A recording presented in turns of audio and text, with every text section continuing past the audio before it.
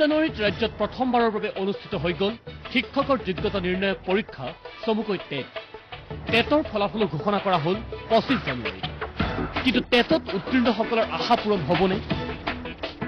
TET উত্তীৰ্ণসকল শিক্ষক হ'ব পাৰিবনে? নে পূৰ্বৰ দৰেই ন্যায়ালয়ত ওলমি ৰ'ব নিযুক্তি প্ৰক্ৰিয়া? ৰাজ্যত প্ৰথমবাৰৰ বাবে সফলভাৱে অনুষ্ঠিত হৈ গ'ল টেট। অতি সফলভাৱে টেট অনুষ্ঠিত হ'ল যদিও সম্প্ৰতি টেটক লৈ অতি বিতৰ্কৰ মাজত সোমাই পৰিছে ৰাজ্য চৰকাৰখন। অস্বস্তিত পৰিছে ৰাজ্য চৰকাৰ। ইতিমধ্যে টেট সংক্ৰান্তীয় 4টাকৈ গোচৰ ৰুজু হোৱাৰ পিছত মঙলবাৰে ৰুজু হ'ল টেট সংক্ৰান্তীয় 5মটো গোচৰ। টেটৰ বৈধতাত প্ৰশ্ন তুলি আদালতত ইতিমধ্যে 4টাকৈ গোচৰ ৰুজু হোৱাৰ পিছত 5মটো গোচৰ ৰুজু হ'ল মঙলবাৰে। সদৌ অসম প্ৰাক সেৱা প্ৰশিক্ষিত শিক্ষক সন্থাই টেটৰ বৈধতাত প্ৰশ্ন তুলি গুৱাহাটী উচ্চ ন্যায়ালয়ত ৰুজু কৰিছে 2টাকৈ গোচৰ। WPC 6551/2011 আৰু WPC 133/2012 নম্বৰৰ এই 2টা গোচৰ এতিয়া আদালতৰ মজিয়াত।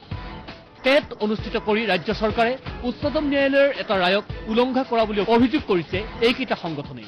এই অভিযোগো সম্প্ৰতি গুৱাহাটী উচ্চ ন্যায়ালয়ৰ মজিয়াত। আনহাতে ৰাজ্যৰ বিভিন্ন বিদ্যালয়ত বৰ্তমানে কাৰ্যনিৰ্বাহ কৰি থকা শিক্ষকসকলেও টেট উত্তীৰ্ণ হ'ব লাগিব বুলি শিক্ষামন্ত্ৰীয়ে কৰা ঘোষণাৰ বিৰোধিতা কৰি আদালতৰ দ্বাৰস্থ হৈছে ৰাজ্যৰ আন একাংশ শিক্ষক। নিম্ন প্ৰাথমিক ME স্কুল শিক্ষক সহায়ক গোট নামৰ শিক্ষক সংগঠনটোৱে ৰুজু কৰা WPC 69/2012 নম্বৰৰ গোচৰটোৰ প্ৰথম শুনানি অনুষ্ঠিত হ'ল মঙলবাৰে। শুনানিৰ অন্তত গুৱাহাটী উচ্চ ন্যায়ালয়ে ৰাজ্য চৰকাৰলৈ এই সন্দৰ্ভত কাৰণ দৰ্শাৰ জাননী প্ৰেৰণ কৰিছে। Government of Assam Education Department issued an advertisement. By that advertisement made teacher eligibility test examination compulsory.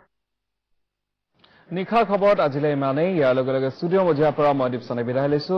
নিৰ্ভীক নিৰপেক্ষ আৰু বিশ্বস্ত খবৰৰ বাবে চাই থাকক DY 365। ধন্যবাদ।